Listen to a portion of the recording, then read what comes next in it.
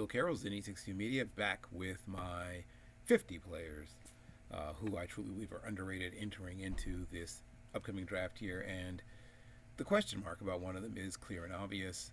He's listed at 5'7", 205, and he's not a running back. In fact, he's a quarterback. And his production, I'm talking about Reagan Andrew at Butler, is unquestionable. Was a terrific player in high school, was Missouri Player of the Year in 2021 in high school, was a two-time first-team All-Metro player. He rushed for 759 yards, 19 touchdowns, passed for 1,447 in 2020. Then the next year, boom, 2,556 yards passing with 29 touchdowns and 6 interceptions. Just monster season. Redshirts his first year at Butler, and then essentially almost had a second redshirt year in 2023, but as a redshirt sophomore in 2024, became an offensive player of the week a couple of times, had a monster year, had 1,717 yards passing, and still once again was a productive rusher.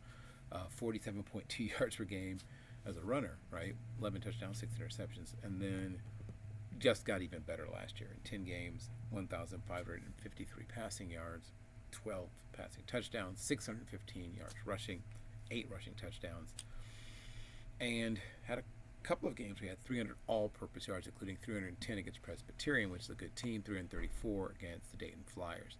Now, the issue is, once again, he's listed at 5'7", which means he may not quite be that. The 205 is probably about right. 202, he's probably 5'6 and a half, 5'6 and 3/4.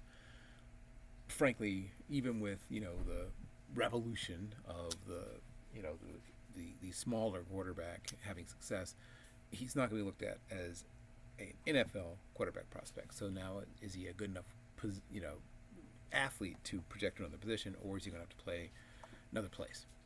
Now, Myles Brophy, the Davidson prospect who made his way to Brown, does not have that problem.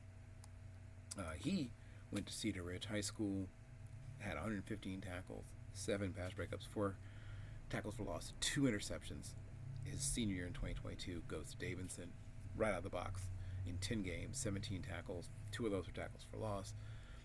Had 5 tackles and forced a fumble, with 2 tackles for loss against St. Andrews, and then in just 2 games the following year, 4 tackles, a sack. Also scooped up 7 kicks for 26.6 yards per return, which is not bad for a guy who's sometimes listed as a linebacker on the roster there. Sort of a hybrid safety linebacker player who even can defend the slot a little bit. Then goes to Brown, explodes last year. Amazing last year. Phil Steele had him as All-Ivy, made several All-Ivy teams, and even some honorable mention All-American nods. Just 9 games. Was second on the team in tackles, 3rd in the Ivy League, 8.7 tackles per game for 78 tackles. Also had 5 pass breakups, shows he can still cover. Also was a double-digit tackler in 4 separate games, and had the game-sealing interception against Rhode Island, 13 tackles against Dartmouth.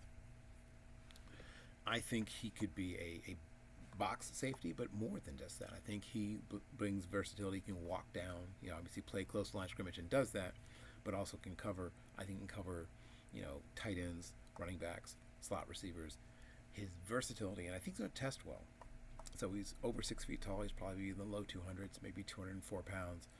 If he tests in the mid to low 4.5s, we're talking about someone who has an outside shot at being drafted, but most likely is an undrafted free agent. Still, someone to watch. Once again, Bill Carroll for Z62 Media. Please like and subscribe, and I will have another one for you tomorrow.